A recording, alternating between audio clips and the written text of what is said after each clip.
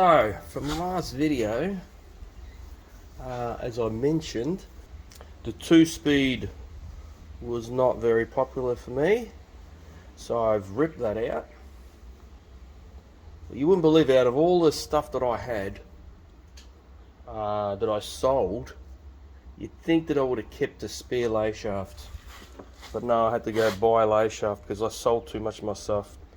I had a spare diff somewhere.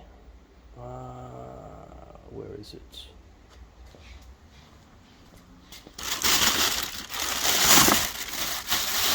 Can't remember where it is.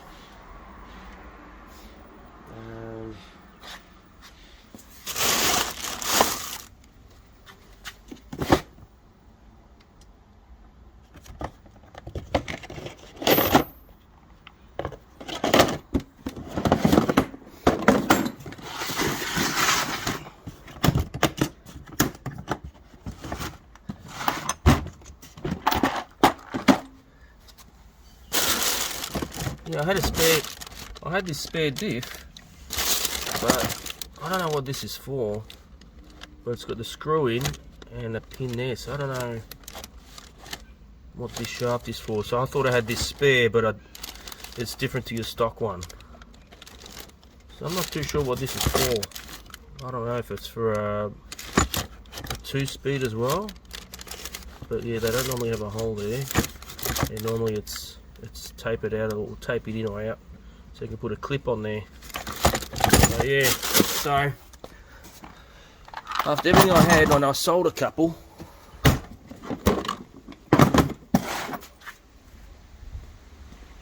I had to buy a brand new one. So this will do the trick. And one thing, I don't know why I didn't, it's weird because when I first started this project, I did measure it, but then I didn't keep, I don't know, I didn't double check on that particular measurement. And this is why this whole lot is way too high. And that's why I'm not getting the clearance that I want. Plus, as you probably noticed, I went the whole hog and I cut the chassis. So all I got to do now is this, and this is what you got to do if you want to do this. Before you do anything to your stock Losi, just measure from the top of this chassis to the top of the brace, and you got to keep that measurement. And for some reason I don't know why I went off the shocks. No idea. So, and just recently I double checked these measurements, and it's like 25mm out. So it's a big difference. So now I'm going to double check the measurement with my stock Losi, and we'll go from there. I think I'll have to also, my mount was a little bit out. It was too far this way, so I might have to open up the holes a little bit so I can slide it backwards a bit. Should be good to go then. I haven't got much to, just got a little bit here, so yeah. The only problem is that there won't be much of a bracket left. I think it's 25mm.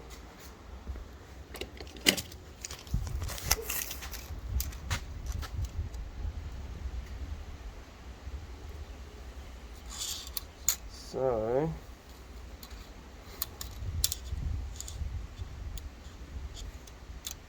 $25mm is about there. So yeah, it's not going to leave much. I'm going to lose these two.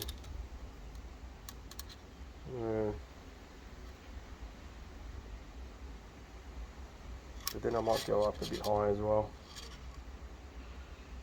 Alright, see what we can do. Alright, finally getting somewhere.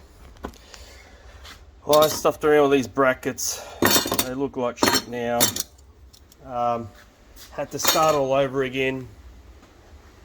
And yeah, and this time around, if you look, she is spot on.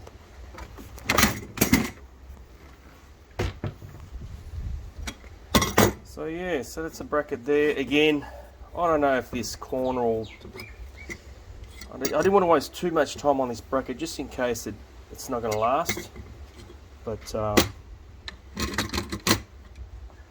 she's going to look.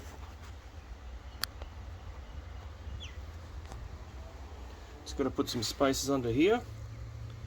Tighten that up with the rear bumper section. I might be able to, I'll just go get it actually. So looking at it, I might be able to put the rear bumper on now. I'll have to drill 2 more holes over here.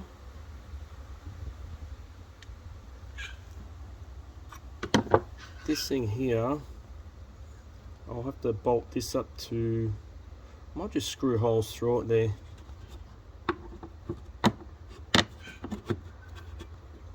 Or another piece of plastic on the side here, bolt them together and then screw that to the chassis. So there we have it, another possibility for this rear bumper. So it's taken a lot longer than I expected.